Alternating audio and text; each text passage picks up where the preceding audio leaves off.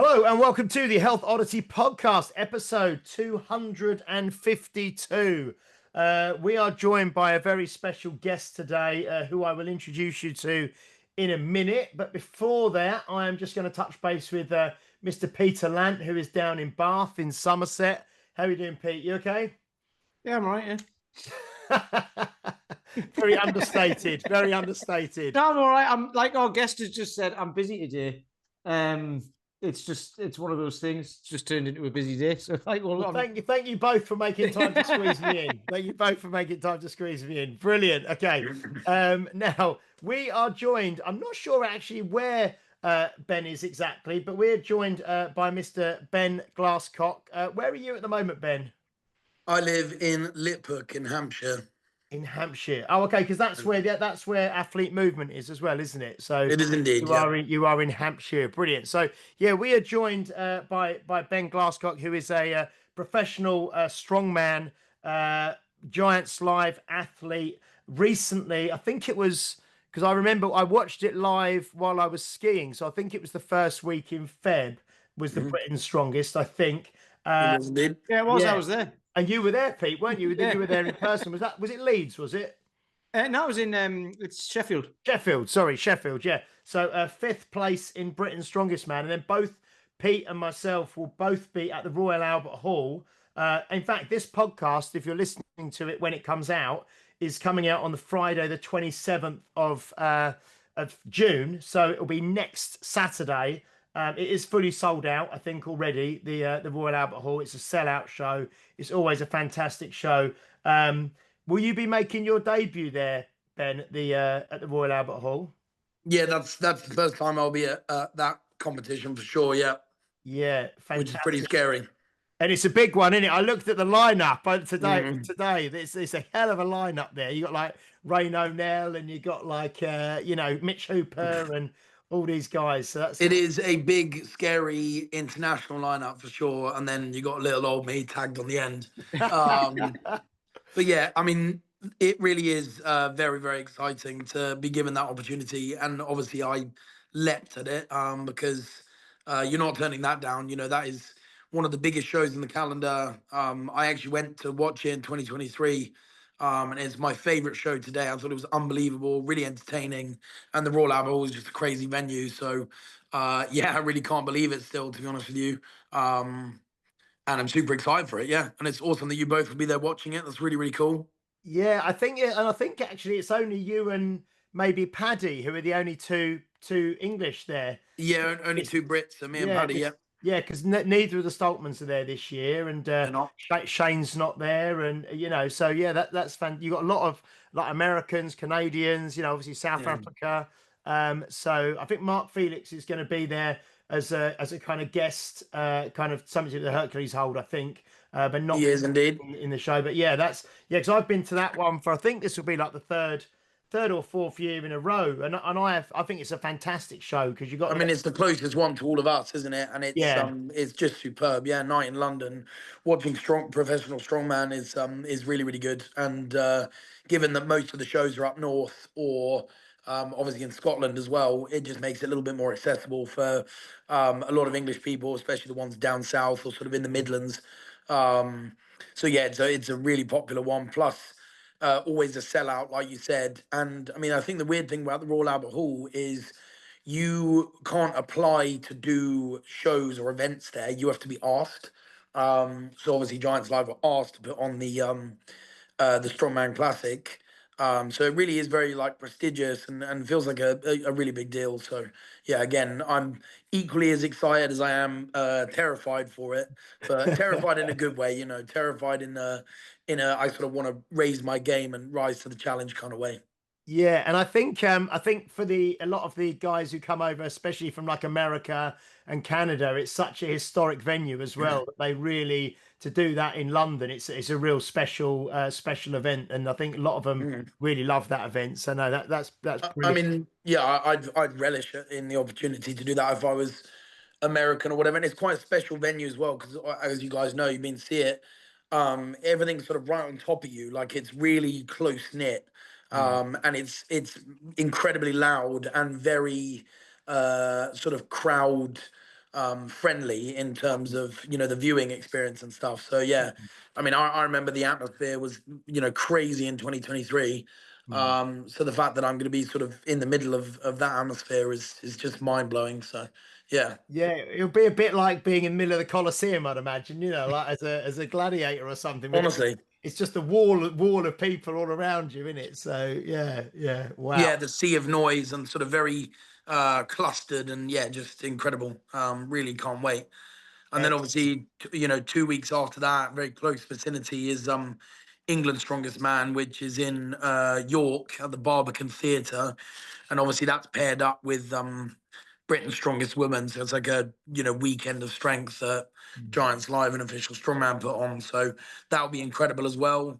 You know, I'm very excited for England's. I feel like I have a good shot at the podium this year. And I'm also really excited for the women's show as well. I've been every year to the women's show. You know, I really want to show my support, and I think they're great. You know, I'm friends with a bunch of the women that compete, and it really is excellent. They put on a really, really good show. So, yeah, really excited for the next month coming up. It's a busy one. It's a big one, isn't it? Yeah, unfortunately, I'm away. I'm away when the that weekend in York is on. But I was at a show yesterday, not yesterday, Sunday in Ipswich, and Andrea Thompson was like MC in there and Oh, cool. officiating. So, and we've had you know, we had Lucy Underdown and Rebecca Roberts on, and Donna Moore on the podcast as well. So no, the women's strong woman or strong man, women's strong man or strong woman is in a really, really good is in a really, really good place at the moment, isn't it? It really is. Yeah, it's brilliant, and it's on the rise. You know, because I mean, you got to think strongman in the scheme of things really is still a very niche sport. I mean, you know, if you wanted to, you could probably not even categorize it as a sport. It's sort of sports entertainment more than anything. So it, you know, it really is on the rise. Like strong women has grown exponentially over the past 5-6 years, especially. And things like these, you know, big professional shows are what that needs to take it to the next level. You know, you see a few, you know, men's professional athletes who can do it as a full-time job. I would love to see over the next 5 years that would be the same case for the women's as well. But obviously, you got people like Giants Live, organizations like Rogue, and the Arnolds, who are, you know, making a big spectacle of strong women. So yeah, it's on the rise, and that's really good to see.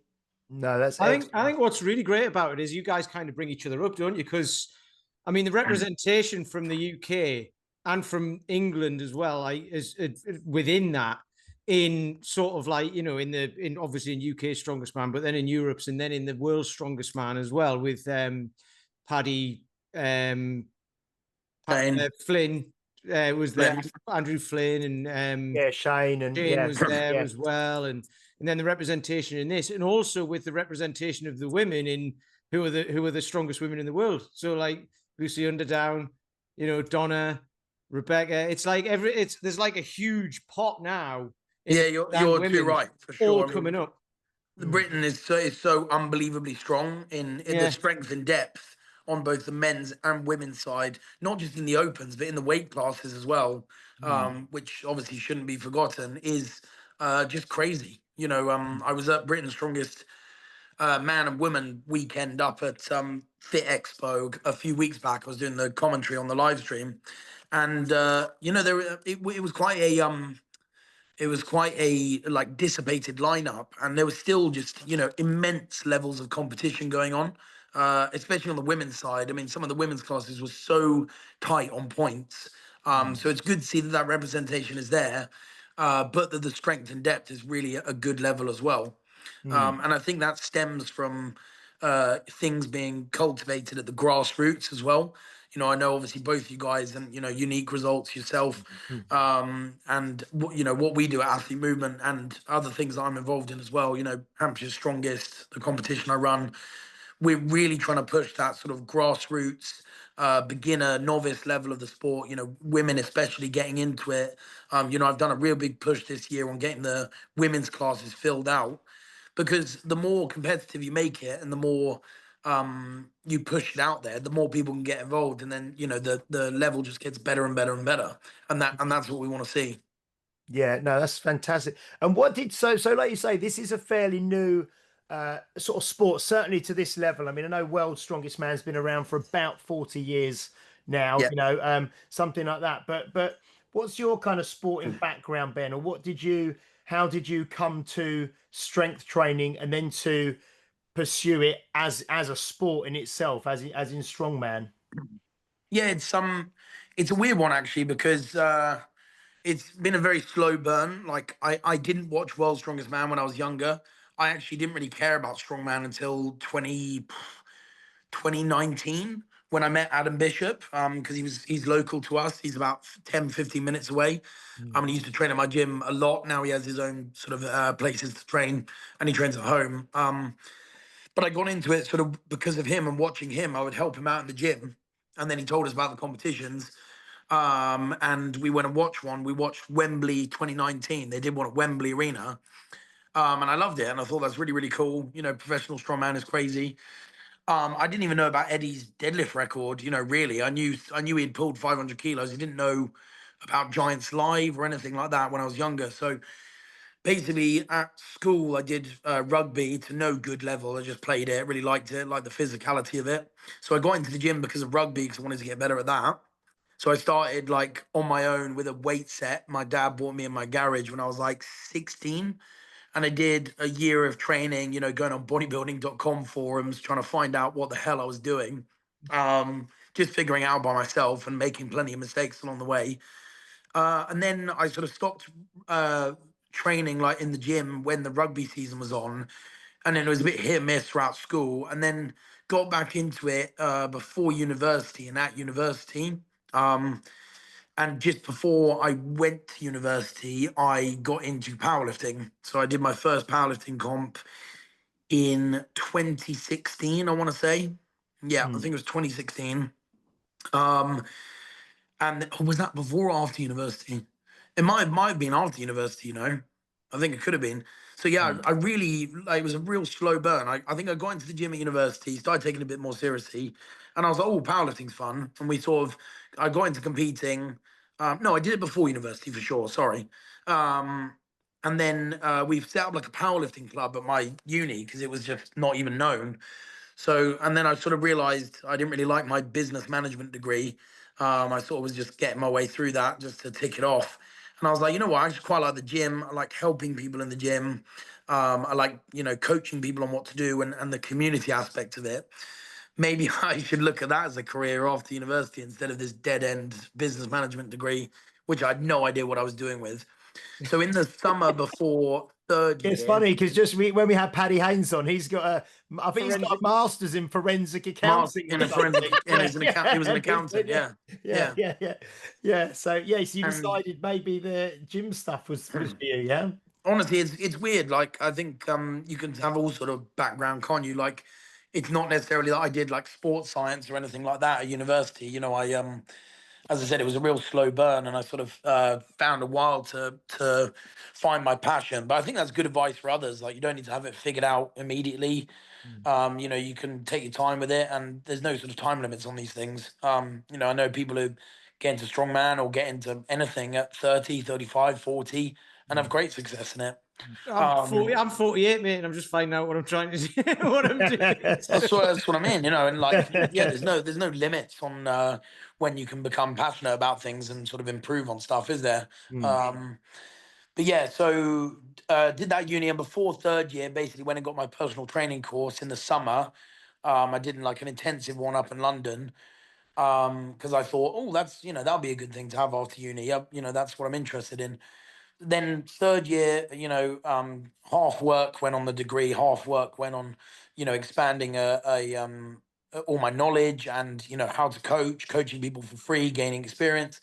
Came out of university, got my degree, and I was like, right, I'm going to go work at a commercial gym for a little while, get some steady income, and just learn the ropes. So I did that for 10 months. And then I realized that you would just be held back in a place like that. The management were really hard to get on with and made your life really difficult. I'm sure, I don't know if you guys have experienced with Yeah. working in a commercial gym or similar. It was just very draining, very, very, very weird, sort of toxic atmosphere. And they didn't actually care about the members. And that really kind of wound me up. So I did that for 10 months. Then I went self employed. was at another gym for 10 months. Unfortunately, it shut down. It was in like a high street. It was in a weird location. I don't think it was ever going to work. And then from there, my parents relocated. I was still living with them because I'd just come out of uni. And they moved down towards where I am now, about 10 minutes away. And then I discovered Athlete Movement. And one of the guys I was already coaching was like, "Oh, I'm at a place called Athlete Movement, a really cool gym. Like, since you're moving my way, you should come and join." And I was like, "Okay, I'll come and join." And I was really worried. I was like, "What am I going to do with work and everything?" And then walked in, and the first day, I think he already knew who I was. My boss, Luke, the owner of Athlete Movement, was like, "Yeah, we're starting up. We're actually looking for a strength coach, a powerlifting coach. Maybe you'd be interested in that." And I was like, "Yes, I absolutely would be." And that's how I started working at Athlete Movement, and that's been 7 years now, which is crazy. And went from there, and then basically still was doing powerlifting up until 2019. Then I was picking up a couple of like niggling injuries, and I kind of just got bored of it. Training for 3 lifts. I was terrible at bench press, and I was like, I want to do something else with my training. I need some variety. I need some, I want to be able to like, be functional with my body, not get injured like I'm racking a bench press. And then my mate was like, "Should we look into like a novice strongman competition next year?" This was in like November 2019. I was like, "Yeah, that sounds really fun. Let's do that. I've got no direction for my training. I don't want to powerlift anymore. Let's do that." Started training for strongman. Got loads of advice from Adam Bishop. Then COVID hit. So the competition got delayed until late 2020. And I was still training strongman throughout the whole time because I found it really interesting. I love the variety. Did my first competition, I think it was September 2020, and went from there. And did you find, because we had Terry Hollands on as well, and he did a workshop at my gym a few weeks back, and Yep.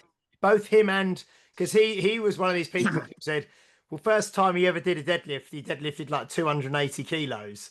And first time, What the hell? and first As you time, do. and first time Lucy Underdown edited deadlift, I think she deadlifted 180, as a female. Were you one of these people who, I know you've done the powerlifting beforehand, but did strength come fairly naturally to you? Or, what you, like you say, you was training strength to complement rugby initially, but were you one of these people who quite quickly you developed a real kind of tendency towards strength, and strength came fairly quickly? Or No, okay. I am not genetically blessed, and I'm also not genetically not blessed. I've always had a relatively big frame. And I liked, that's why I liked rugby. I have two left feet for football. My hand-eye coordination is very good. I love sport, but football was just awful for me. And I never wanted to be like skinny or, be like a marathon runner or whatever. So the physicality of rugby was good for me. I just liked running into people. And as I said, I had an okay sized frame. Strength did not come naturally to me at all. I have quite severe hypermobility, which I actually didn't realize until I basically started strength training. My bench press was, I think it took me 2.5 years of training to get 100 kilos on bench press. And that was fully training to try and get a bigger bench press and stuff. It was really, really slow. My squat and deadlift were better, but it certainly did not come naturally to me. I think, the first squat I ever did was 50 kilos. First deadlift I ever did was 80 kilos max. And the first bench I ever did was like 40. I really started from absolute scratch. And then it's funny because when I started strongman, I barely had a good base for strength starting that because I pulled sumo in powerlifting. So actually my conventional deadlift was really lacking. It was pretty terrible. So I had a real deficit in strength there. And actually not much of the strength I got from powerlifting carried over to strongman at all. So I really started from scratch on all the events. Has any event come to me naturally? No, I don't think so. Maybe picking up sort of sandbags and stones. Like I'm not too bad at that from the off, but it certainly has been a slow process. I can dig out videos from 2019, 2020 when I look half the size of me, grinding out a 70-kilo log, smacking myself in the chin and dropping a 100-kilo atlas stone, and disgusting technique on a 220, 230 deadlift. So it It's certainly did nice not to, it's come actually, naturally to me. don't take this the wrong way, but it's nice to hear because sometimes it's hard to relate to. Yeah, We have Magnus on as well and things, and sometimes people who are just big and strong and they can kind of do it. Not saying they don't Yeah. work at it as well, yeah. but they certainly work at it. But you know, when someone says, "Oh, well, first time I ever did a deadlift, I deadlifted 280," No, you're it's kind of like, crazy. well, Yeah, you know, you're kind of like, well, but it's nice actually to I think more people can obviously relate to your story of actually training and you know taking years to get to where you want to get is yeah. yeah is excellent. Yeah. The thing is, I've always just loved the process. Like, you know, I don't want to like blow my own trumpet or whatever, but like I've worked, you know, insanely hard to get the results I've got and to where I am. You know, it's as I said, I could dig out videos of like just the worst technique you'll ever see, and it's just been constant work and you know, consistency with everything really. Um, Plus, you know, some very sort of steady body weight gain and stuff like that in terms of taking it to the higher level.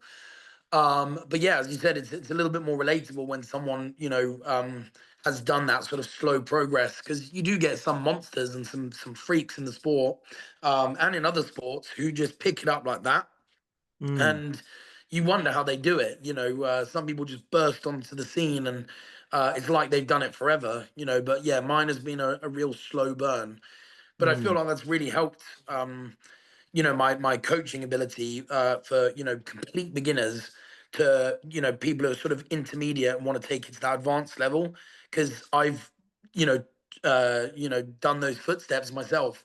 I've you know, done those stages of training and, you know, suffered through the slow halting progression, injuries, inconsistencies, poor technique, you know, not being able to pick something up quickly for years and years. So it's yeah, it's good. It's good. excellent. And I wouldn't change anything, you know. yeah, and are you still coached by Shane Flowers at the moment? Is he coaching you I at the am, moment? yep, yep. Yeah, yeah. Yeah. I'll be with Shane for until he gets absolutely sick of me. I think he is just awesome. He really has taken everything to new levels for me. And albeit he might sooner be a more of a competitor with me. Obviously, I see him as he's sort of a level above me, but I have competed with him obviously at Brits. Yeah, you know, unless he saw that as a conflict of interest or anything, he's stuck with me for sure. He's brilliant. Yeah, because Are I you know. ever gonna do the Darth Vader quote if it ever happens? You know, Yeah, the legit. student has become the master. The student has become the master. Yeah, Yeah, because I know. honestly, it's Yeah, I remember because when I was out in Iceland last year, and I mentioned to because he was out there for the Magnus Classic, and I sort yeah, of said, "Oh, you coach Ben, don't you, Ben Glasscock, don't you?" And he said, "Oh yeah." He goes, and he said he's so athletic. He's just he's so good. He's so athletic. You know about you, you know. And I saw when you yeah, came for the Brits, and you do, you know, you're very, like you mentioned the hypermobility, didn't you? You know, you can do high kicks, you can jump high. You're very kind of explosive and dynamic as well. yeah. So do you think? I mean, do you think seeing what happened with Paddy this year, the fact that he kind of really a year in the last 12 months, he just kind of came on leaps and bounds, and then qualified for the Worlds, and then obviously made the final. I think came fifth in the end on that. I mean, do you look at someone like Paddy, who's in England, who's obviously in England as well, just kind of a similar level to yourself, and think, well, maybe in a year or two, you know, that's where is that where you're kind of headed mentally? Do you think? Yeah, it's a weird one because obviously, I mean, Paddy has had a meteoric rise, but it's funny. I have been competing with Paddy for 4 years. Mm, You know, there's a video of us on my YouTube of us at the UK Southern Natural Qualifier together, and him just dominating everyone there as well. You know, he really has always had that spark and talent for strongman. But similar to him, you know, he didn't start good either. He was a marathon runner, you know, quite mm, literally half the body weight he is now. But I've competed with Paddy for ages too, and I would say he's a good example of more of a sort of slow burn, you know, taking your time. But then the last sort of year and a half, he really has had a meteoric rise, mm, and it's inspiring. You know, it gives me a kick to keep up with him competitively. make sure I'm ticking all the right boxes. And yeah, I've over the last sort of year for myself, I've really worked on my own like self-belief and stuff. So before, I obviously, the first England Strongest Man I qualified, the Giants Live one or the official Strongman one, was 2023. Before that, at sort of for that entirety of like the later end of 2022 and all of 2023, I had like severe performance anxiety before all my comps. Nerves would, it wouldn't ruin my performance at all, but the nerves were crippling in the week leading up to it, to the extent where it was just like ruining my appetite, ruining my sort of mental health really the week before a comp. And I was like, I really want to sort that out, because that's unlike me, firstly, because I like to just enjoy things and take it in. And secondly, I can't go and push on to higher levels if I've got this like, riddling my entire brain and body. So I got some like sports psychology sessions, and that was just sort of game changing before and after England's Strongest Man. And then that's really just changed my whole outlook on how I view strongman and my self belief, as I said, about my own performances. So I see no reason as to why I can't qualify for World's Strongest Man 2026. That is a major goal for me. I said to Shane the other day, all I want to do is qualify for a World's Strongest Man. Then I can just die happy. Like we're all good then. And I think I'm saying that because at this stage, it is a realistic thing that could happen. Rather than being like, oh, I'll just turn up, and like I really want to. I'm trying to give self belief behind my performances, because for me it helps me sort of raise my game mentally and physically. As we all know, if you're not mentally 100% and sort of committed with intent and everything, physically you're always going to be slightly held back. So for me, sort of connecting both is super important. So yeah, sorry, I went off on a tangent, but linking back to what you said about Paddy, it's massively important that I'm sort of trying to chase him, and he's brilliant. He's a superstar. This is what I was like. I alluded to that earlier a bit, like with the women and the men as well. It's like everyone's bringing each other up, which is brilliant. But what you've just said there is fantastic, because obviously you're big guys in an arena lifting heavy stuff, but you still go through the same thing as everyone else, right? With performance anxiety and all of that, and people won't necessarily see that or even think that that would happen. It's like, well, no, you're just a big confident guy. You can lift stuff, you know what I mean? So it's really good, because like the people listening to this will be able to, like you said earlier as well, starting from the beginning, starting out light, and then you said you naturally love the process, and we say that all the time. If people want the result, you've got to follow the process, and if you don't like the process, it's just not going to work. And then if your head's not in it as well, then you're absolutely screwed. So it's really nice. You've just put it all together there in a package for everyone, basically, of just enjoy the process, start where you're at, get stronger, and get your head in the game, and then you win, and then you become exactly right from yourself. Then you remove your own limitations, so to speak, isn't it? But you're too right. Enjoying the process is one of the absolute biggest things. I said in one of my YouTube videos the other day, I genuinely just love the process, and it feels like almost like a tick box exercise for the sessions that I do now.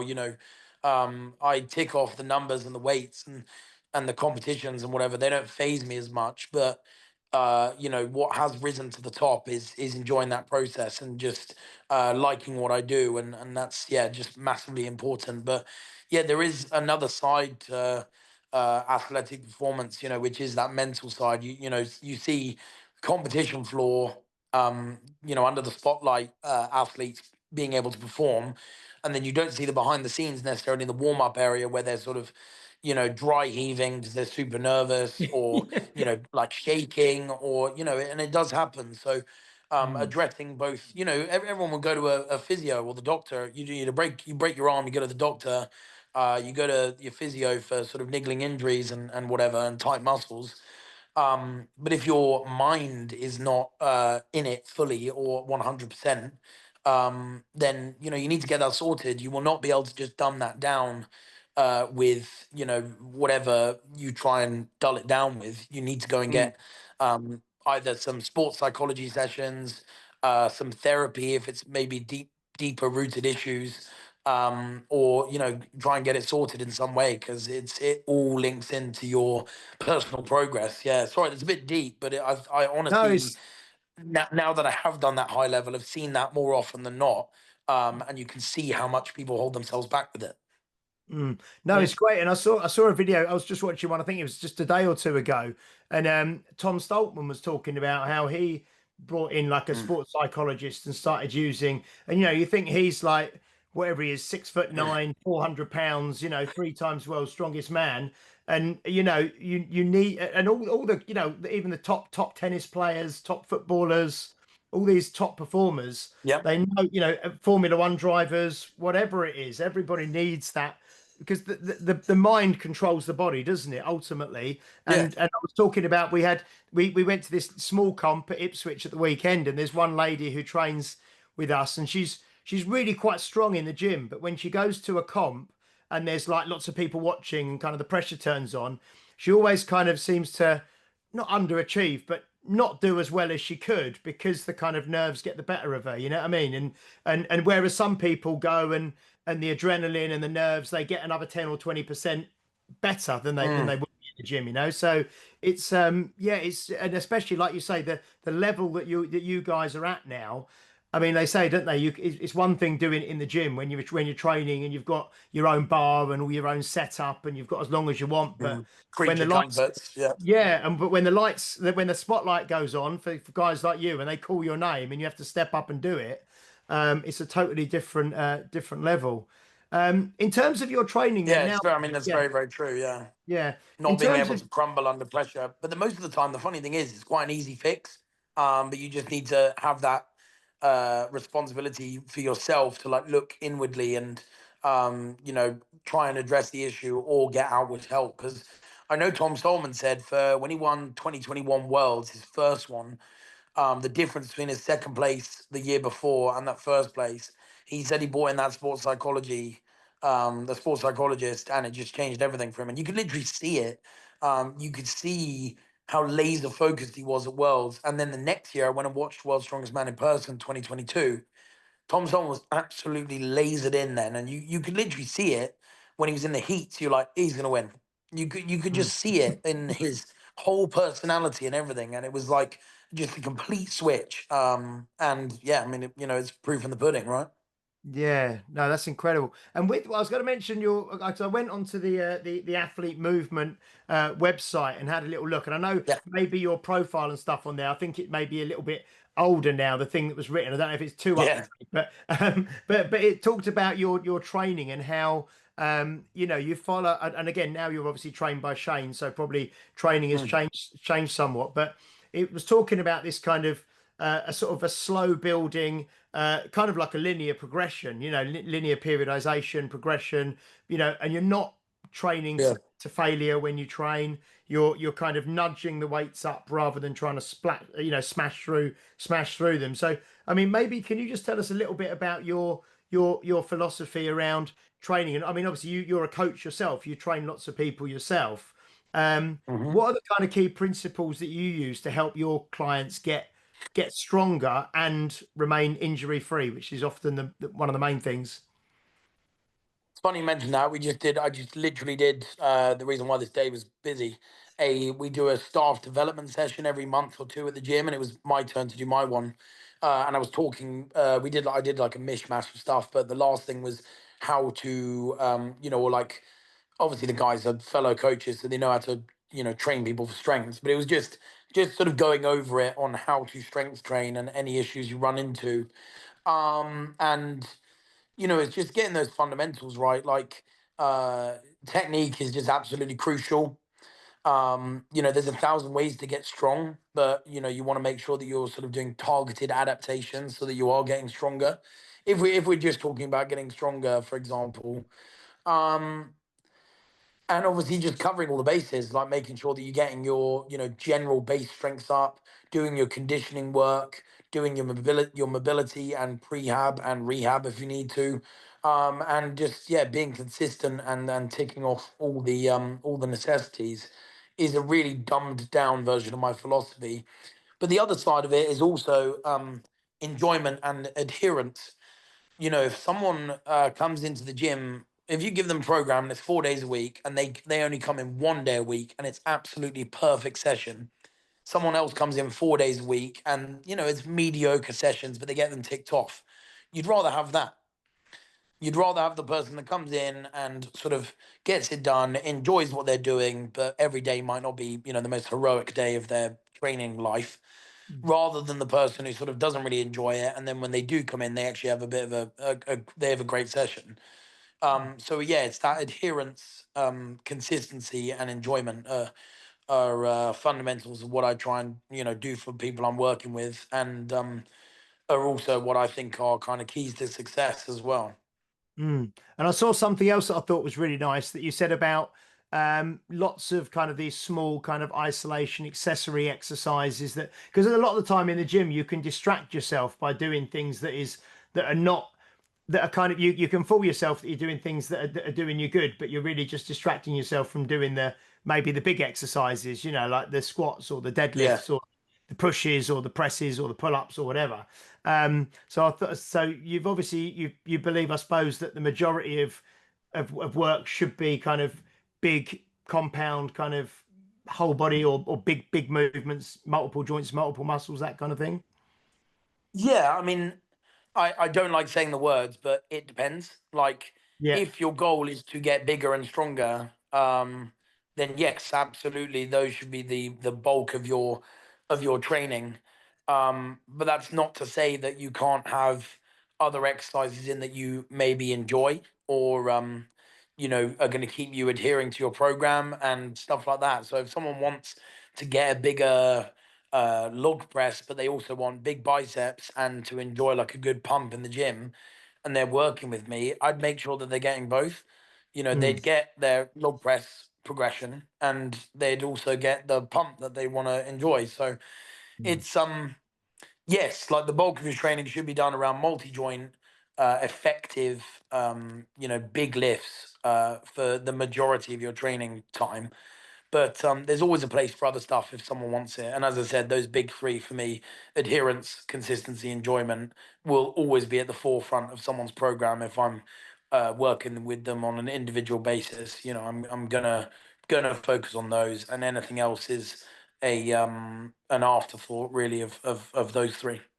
I think that's really good, because most people, the adherence and the consistency is what everybody says, but I think it shows that when you're working with not just athletes but sort of regular people as well, and athletes, but enjoyment is something that's Mm. often overlooked, isn't it? You know what I mean, by coaches, because it's like, well, this is what you should do, and this is the most Yeah, effective, and you know, maybe, you know, this whole kind of you know, my way or the highway kind of thing. It's yeah, the like, kind of, yeah, you know, research, scientifically back training, this is yeah. what you should be doing. But if you don't, like you say, if you don't enjoy it, you're not going to keep doing it, and then you're not going to, if you don't enjoy it, you're not going to adhere to it, and you're not going to be consistent anyway, are you? So yeah, no, that's That's the thing. I mean, yeah, it's got to be. You can't be dogmatic as a coach or a personal trainer, of which I am both.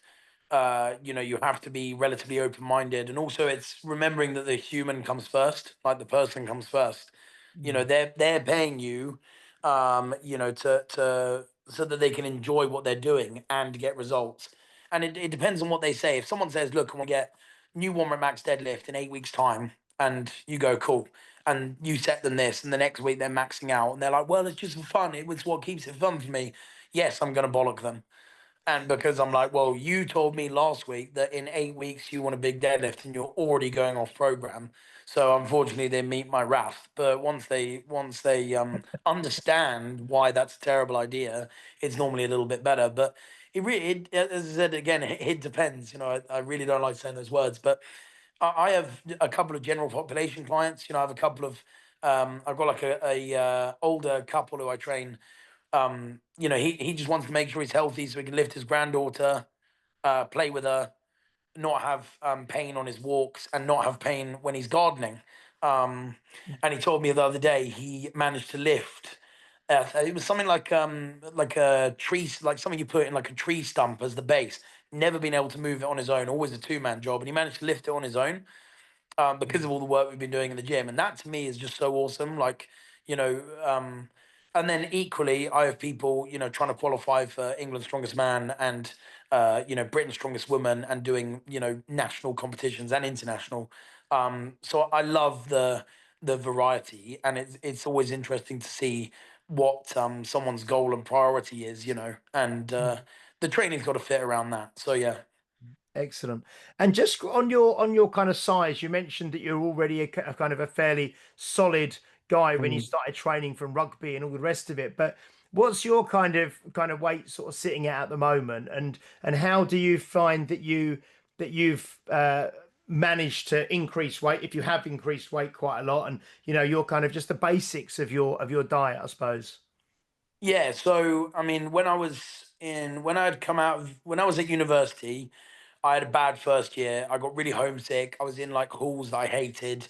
It was really bizarre. I went to Oxford Brookes, and it's actually been scrapped now, the campus, but it was basically really far away from like the main couple of campuses. So I just hated it, but I stuck it out because I was like, right, you know, I need to do well. But unfortunately, my comfort was food. So I ballooned up in university to like 116 kilos. Before it, I was at like 102 maybe because I was competing in 105 kilo powerlifting. Mm. Then I cut down for second year, did like a big transformation thing. Then I put on a bit because I was strength training and powerlifting, but it wasn't like terrible weight. So I came out of university at like 106 kilos. Then once I quit powerlifting, I went up to like 110. Then it was very steady gain from there. It's about 5 kilos every 6 to 8 months from there. Currently, Mm. I'm weighing 139 kilos, 140 kilos if I've had a pizza or something like that. um, and that is a really good weight for me. I feel pretty so. You know, I'm 6'1", so I'm not a monster. I'm not super tall. Mm. And this feels like a really good, sustainable weight for me. I recover. I've still got my speed. I've still got my fitness. Um, I wouldn't really want to get too much heavier than 142, 143 for the Mm. next 2 or 3 years at least, Mm. if not for the foreseeable, because there's just no need. I also still have a lot of body fat I could lose. And I could, you know, do a couple of phases where I recomposition to take down some of that body fat and make sure that I gain a bit of muscle. So, um, yeah, it's been a steady gain. I haven't done any crazy like bulking or anything. Mm. Um, and I've always kept my mobility, speed, and fitness. Those are kind of three key elements. I said to myself, if you're going to gain weight, then you need to keep those three elements. And if one of them even slips, then you need to lose the weight. Mm. And luckily, none of them have slipped because I work really hard on all three of them. So yeah, I'm in a good place, and this is kind of where I want to stay Mm. for the foreseeable. Yeah. Excellent. That's cool though, because that's evolved over time in strongman, hasn't it? Because it used to just be a big like fat blokes lifting heavy stuff, didn't it? Like that was Mhm. that was what it was perceived at, and everyone was just bigger, get as big as you can.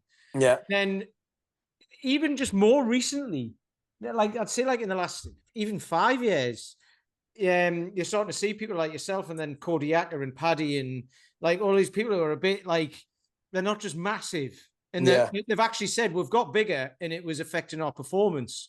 So we had to, like Paddy said this, and he had to drop down again because he started to feel uncomfortable. That's the thing as well. Like the era dictates what most of the athletes sit around. Like we're out of the Eddie Hall era, Eddie Hall, Brian Shaw, Hathel Yeah, Bjornsson, where they're all sort of, sitting at 175 to 200 kilos.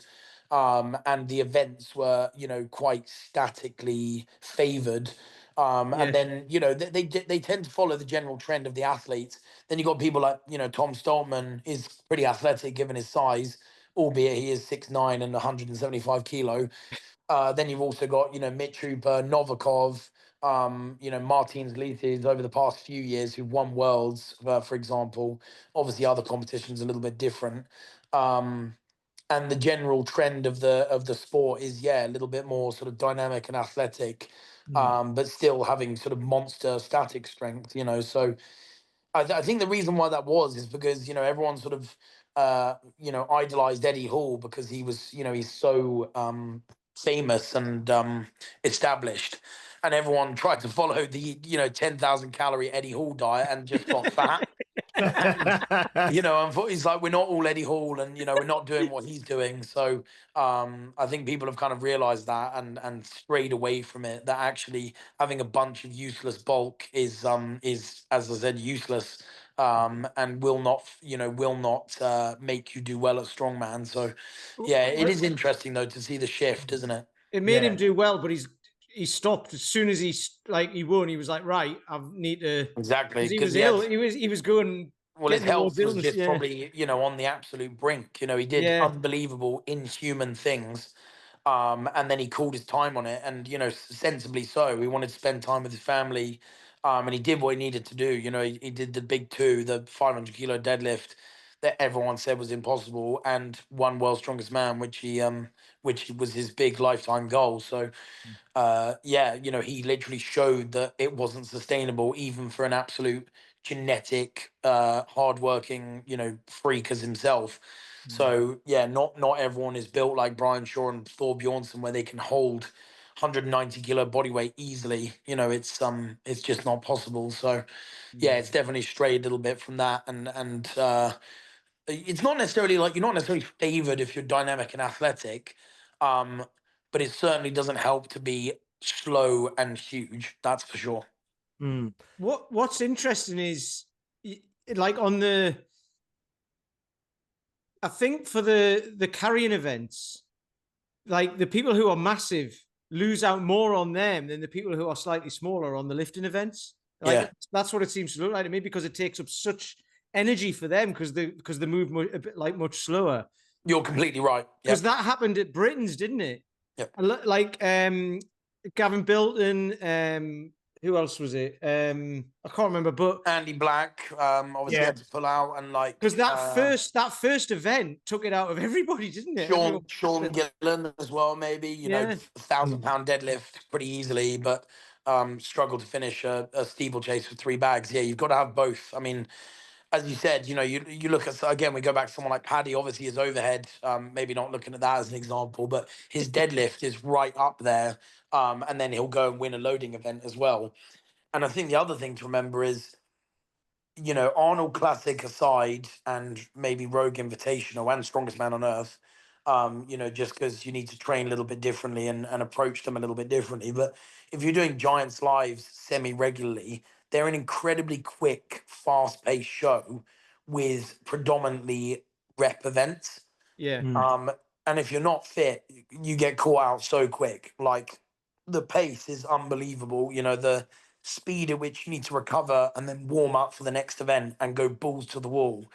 If you don't have fitness and sort of strength endurance, you're done. You know, you're at the bottom of the pack. So yeah, it's because they're kind of, those Giants Live events are kind of 3.5 hours, aren't they? You know, yeah, or less. finish, you know, I think Britain's was 2 hours 45 minutes, which was the one of the quickest shows they've ever run. And you know, recovering from like the events that we did was half the battle. You know, you see that all the time, like the drop off on on event 4 and 5, and that's where people like Mitch Hooper, Paddy, you know, and Luke Richardson and other people like that kind of really shine through. They've got that fitness to last all 5 events. So. No, it's great. And what you were saying about the weight as well, I know when we spoke to Terry, because he obviously at one stage was up, you know, 180, 200 kilos. I mean, he's 6'5.5", I think. But he spoke specifically about when he used to do like the truck pulls and things, where he was one of the top guys at that in the world. And when he was sort of like 180 kilos, he used to get it moving very fast. But if he was putting it over 20 meters, the last 5 meters, he was kind of just blowing out of his arse and just getting over the line. Whereas when he came down to say 140, 150 kilos, it took him a few seconds longer to get it moving, but he could power through the whole 20 meters, you know? So he said, actually there wasn't really much time difference. He was just stronger at the end when he was lighter, and he was faster getting started when he was heavier. So that's it. I mean, I think someone like Terry as well, like, I think he self admits that, you know, when he was doing it and when he was sort of getting on the rise, you know, strongman, like, it wasn't seeing it as like a professional thing and like, you know, treating yourself like an athlete. Like he said, he was down the pub a lot and just eating kind of whatever he wanted. And that reflected in his physique and stuff. But, you know, people treat it more like a full-time job. in recent times, and things. There's a lot more research around, supplements, nutrition, recovery methods, all that other stuff, which all come into it.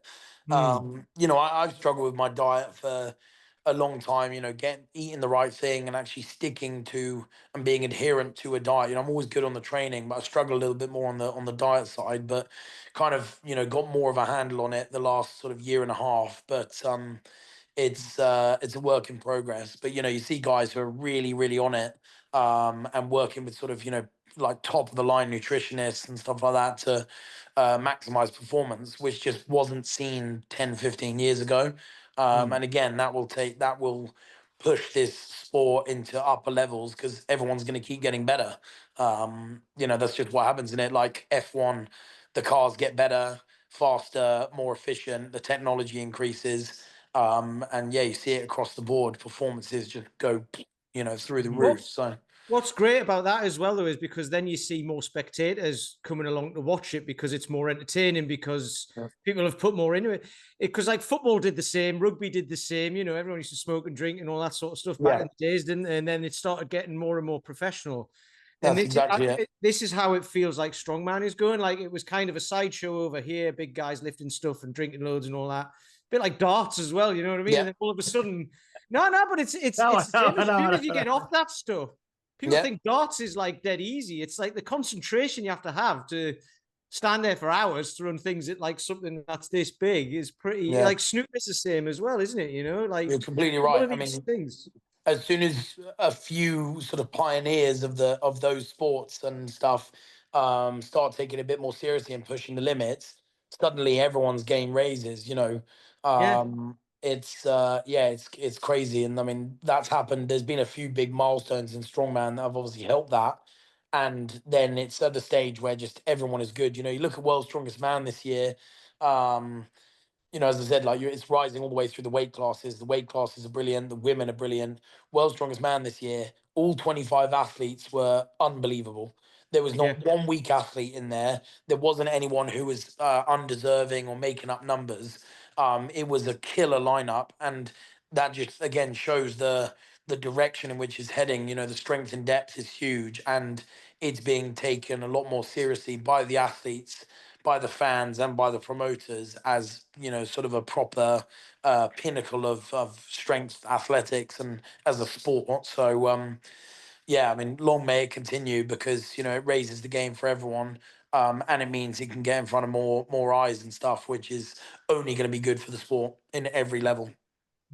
So do you find, I know you mentioned going back to something you said earlier about having the belief of what you're capable of doing and setting some goals where you think, I mean, I saw a post of you the other day where, now that right, you're at the Strongman Classic in about, a week tomorrow. And you're in there with those people and you're saying, right, now I'm in this kind of competition, you feel like you're going to now that'll raise your level, won't it? Because of the people you're competing against. It forces you to kind of I know you were training seriously, obviously. But it kind of, like you say, it's like a fish in a fish tank, isn't it? It can only grow to the size of the tank it's in, and then you move up to the next level, and then you you have to expand yourself. So it is exactly that. It's like a rising tide lifts all the boats, and if I'm given an opportunity where I will be competing against the best in the world, I need to not see myself as, well, I'm just there to make up numbers and see how it goes. I need to make sure I see myself as that as well. So it's just that reframe, that change in mindset that will really help. And it's just a big one for myself, for my personal self-belief. And other people should definitely sort of try and take that approach anyway. I mean, I was training, obviously, as you said, I was training relentlessly outside of it anyway. I did get told that I was a reserve, so I knew there was an outward chance, but I thought it was very slim. I was like, oh, I won't get picked, or no one to get injured or whatever. But I was training very hard, and I always train very hard because I try and sort of have that like underdog mentality of, and don't get complacent or whatever. Not that I deserve to be, because I've done nothing crazy. I haven't podiumed at big shows or whatever. But that sort of relentless work ethic won't go anywhere anytime soon, because it's just how I'm built now. You know, it's just almost develops that work ethic alongside it. You know, but I think that has come from enjoying the process and wanting to be in it for the long term. You know. I was about to say that you've basically you enjoy the process and you've put the consistency in what you were talking about. So it just becomes something that you do. We say about that, make it become your character. Exactly. We've talked about that before. And then it's all linked in. It's all interlinked. Like James's gym. James has built a load of characters in his gym by doing this, and they turn up on a Sunday morning at they're standing outside waiting for the door to open at 8 o'clock in the morning. Yeah, you know, and it's like that's amazing. Yeah, that's incredible. You know, you push people into the mindset to do it and sort of foster the attitude that people, and not everyone has it fundamentally. Not everyone has that sort of killer attitude or that, you know, push yourself attitude, and maybe those people will be sort of better suited to team sports or something like that, where sort of everyone sort of raises you up. You know, individual sports and individual goals is extremely hard because it all comes back on you. And that's perfectly fine. People just need to do what they're good at. But yeah, you foster that right attitude, and it's it can really lead to some good things. You know, massive personal progression and really good results. Excellent. Now, Ben, I really appreciate it, because like you said, you just trained earlier, then you just came straight on, and you were, you know, I think you just finished the training session, hadn't you? And you came on with us. So at the moment, then you're obviously competing at an incredibly high level at Giants Live and things. You coach in person out of Athlete Movement, don't you? You said, I think, yeah, and then you also do online coaching as well, don't you? Yeah. Is that through is that at BLG Strength? Yeah, that's me. Yeah. So I mean, I'd really recommend. I mean, certainly for your, I think some of the educational stuff you put out as well, the kind of the training tips and the pieces to camera that you do are fantastic. So I mean, where are you most wanting people to kind of follow you to find out more? Are you YouTube? Are you Instagram? Where are you putting most of your efforts at the moment? Thank you, I appreciate that. Yeah, I mean, multitude of social media channels. So I'm trying to sort of build up my YouTube at the moment, just because I think it's good. Like I like watching other athletes and YouTube personalities myself. You know, when I'm eating or whatever. So I want to try and sort of put out that kind of content. But then on Instagram, I am also put, you know, my training tips, you know, workshops or whatever that I'm running. I'm really trying to just do a bit of everything at the moment, you know, and just see what sticks, see what lands, and what I enjoy most, you know, because I've got a big old variety going on. But yeah, if you want to catch me, my YouTube channel is BLG Strength, my Instagram is BLG Strength, and those are the sort of two big ones for sure. And then yeah, I'm a busy boy. I do personal training, athlete movement, online coaching with members there and people who aren't members there, and all sorts of other bits as well. So yeah, keep up with me, and there's a lot more to come. Oh, my cat's joined me. Something about big, strong people and cats as well, isn't there? Yeah. I'm a big softie for animals. I love cats. I would get a dog if I could. Hello. I would get a dog. We had when we had Pavlo Kordiaka on, he was live from Ukraine. He is a big fluffy cat. Cats all behind him. That's fantastic. Yeah. I honestly, we have 3 cats, and I love cats so much. Oh, look at that. My partner works at a like a luxury cat hotel, like a luxury cattery basically. So I get to see cats all the time. But yeah, I'm a big softie for furry animals. But yeah, it's good fun. They keep me entertained. No, well, thank you so much for joining us, and we will see you like I say, next weekend at the Royal Albert Hall. Really amazing. Hope you smash it. Can't wait to see that. Really looking forward to that event.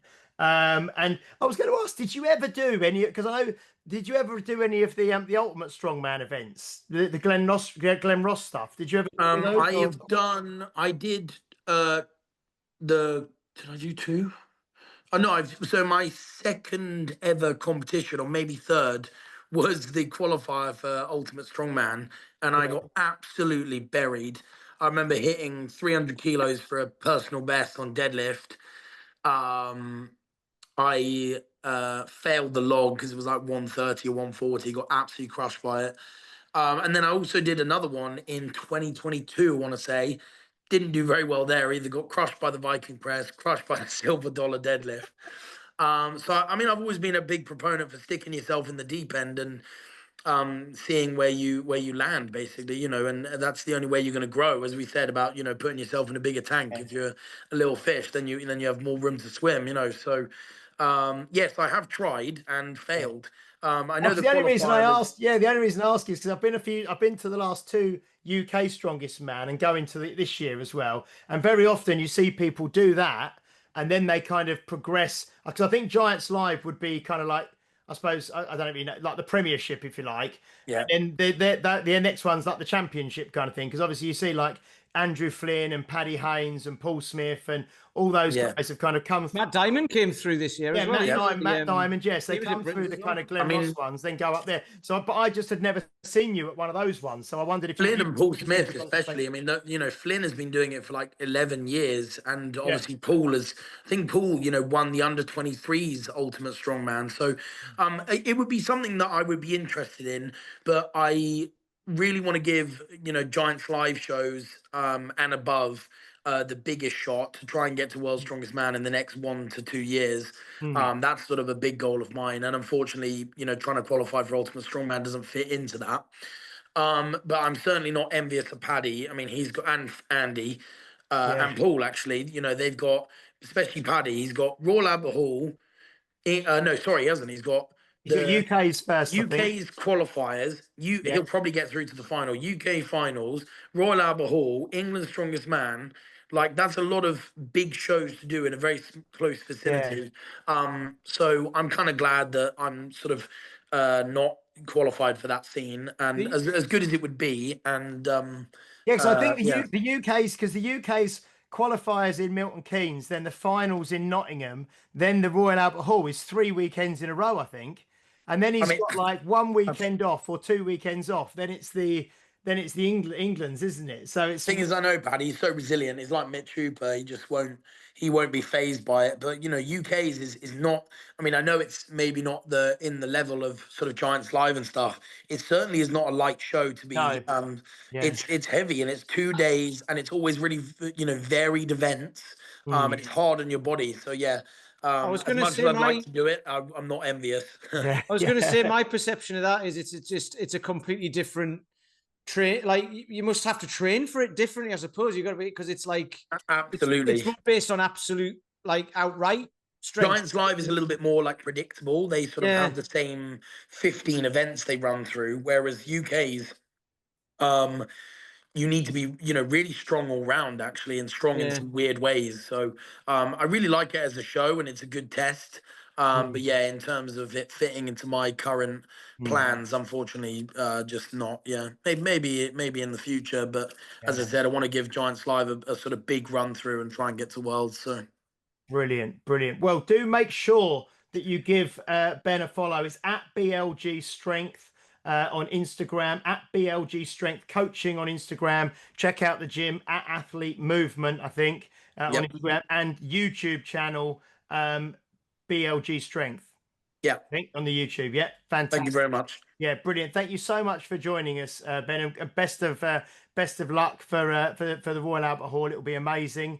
My absolute pleasure. Yeah, we will be back next week. I think we're total change of direction. Next week, we've got Jack Kirby on, who is a podiatrist. We're going to be learning all about feet next week, Pete. Are we? Have we? Yeah. We're learning all about. This is the first I've heard of this. this. All about feet and the importance of gait and training and. It's funny you say that. I actually Ben, go on. I had to see a podiatrist recently. I basically have because of my hypermobility, I have a bunch of fibromas on the bottom of my foot. Which is because I've got, you know, hypermobile joints, which is really annoying. So yeah, sorry to go off topic, but I saw a podiatrist recently, and I'm due to get a cortisone injection into my foot at some stage in the coming months. So yeah, you'll have good fun learning about feet. Well, that's, and I had good experience with that. Not like over 250 episodes. We've never spoken to a podiatrist, so that's going to be that's cool. Part of health and part of training and everything else. So no, that's great. So Yeah, so we will see you all next week. Please do like, share, subscribe, leave a review if you're watching or listening on a platform that allows you to do so. Like I say, I think the Royal Albert Hall show is sold out, but at the time of us recording this, I think you probably still can get some tickets for England's Strongest Man and Britain's Strongest Woman, both over the same weekend in the Barbican in York. And I think that's the 19th and 20th of July, I think. Yes. Yeah, 19th and 20th of July. So you can maybe still get a ticket for that when that comes out to go and see Ben and lots of the other people we've had on the podcast competing as well. So yeah, thank you, Ben. And we will see you next week. Thank you, fellas. I really appreciate it. And I'll give you guys a wave at Royal Albert Hall. Thank you so much for having me on. I really appreciate it. Yeah. Brilliant. Excellent. Cheers, guys. We will see you all next week. Thank you and bye-bye. Brilliant. We'll hold you to that.